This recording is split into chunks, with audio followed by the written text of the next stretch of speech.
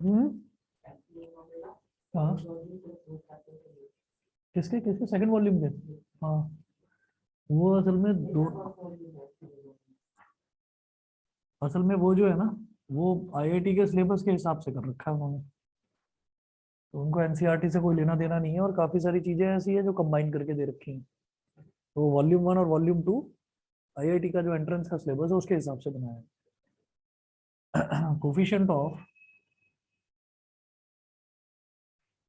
Superficial expansion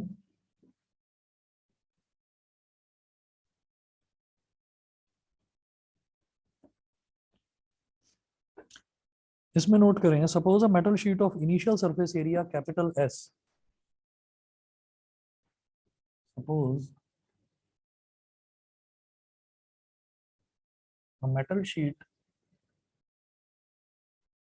of initial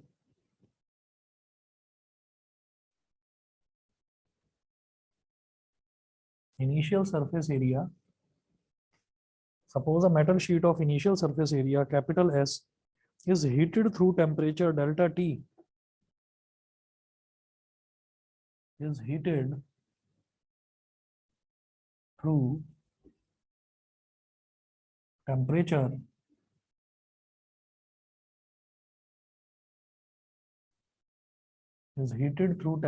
delta T, and its final surface area becomes S dash, and its final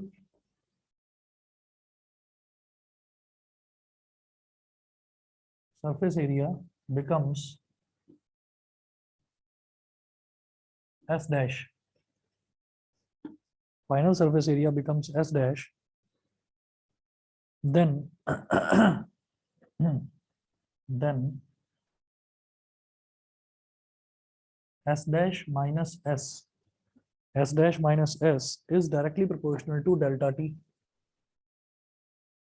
हमने ये देखा था कि जब किसी भी चीज को हम हीट करते हैं, गर्म करते हैं, तो अगर हम किसी रॉड को गर्म कर रहे हैं तो उसकी लेंथ बढ़ जाती है, ठीक है। तो increase in length is directly proportional to change in temperature होता है। अगर किसी शीट को गर्म कर रहे हैं तो उसका एरिया बढ़ जाता है, तो हम बोलते हैं कि increase in area is directly proportional to change in temperature. तो ये इंक्रीज इन एरिया ही तो है। इनिशियल सरफेस एरिया को एस माना था, फाइनल सरफेस एरिया हो गया एस डैश, ठीक है। तो एस डैश माइनस एस क्या हो जाएगा? Increase in surface area. समझ गए? ठीक, is directly proportional to change in temperature delta T. और जब भी कभी कुछ ऐसा होता है कि प्रोपोर्शनैलिटी साइन आता है, तो इसको हटाकर इक्वालिटी साइन लगाने के लिए एक प्रोपोर्शनैलिटी कांस्टेंट आ जाता है। तो जैसे वहां पर अल्फा लिया था, यहां पर हो जाएगा beta. It implies that S dash minus S is equal to beta delta T. S dash minus S is equal to, या एक मिनट रुको, इसको करने से पहले पहले मैं इसको कंबाइन करूंगा। लिखना तो यही है पर दो स्टेप बाद लिखेंगे।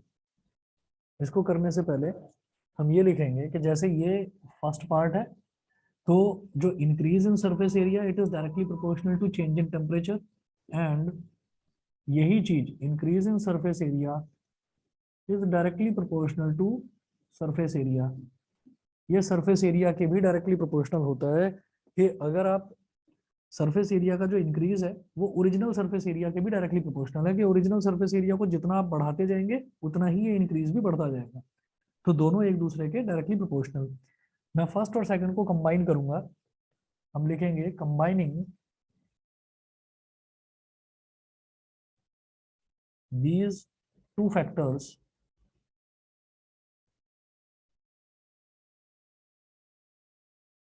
इन दो फैक्टर्स को अगर कंबाइन कर लें तो S dash minus S is directly proportional to S into delta T, ठीक है। which implies that s dash minus s is equal to beta s delta t, where beta is a constant called coefficient of superficial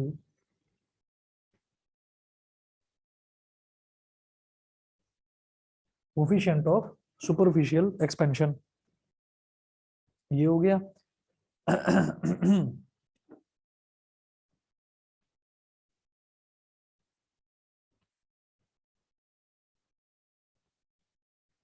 और क्या कर सकते हैं, इसको हम लिख सकते हैं beta is equal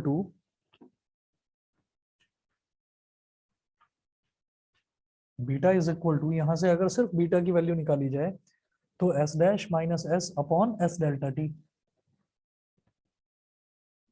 S dash minus S upon S delta T, that is coefficient of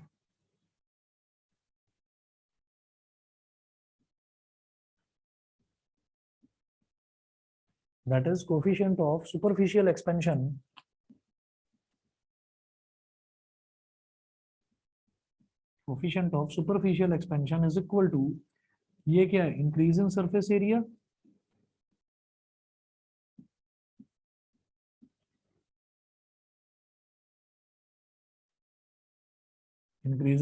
area upon original surface area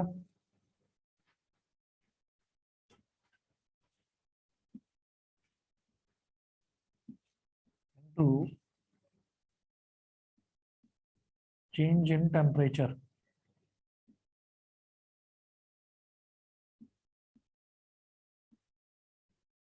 ठीक है। जैसे ये कोफिशिएंट ऑफ सुपरफिशियल एक्सपेंशन हुआ, इसी तरह से नोट करेंगे next coefficient of cubicle expansion.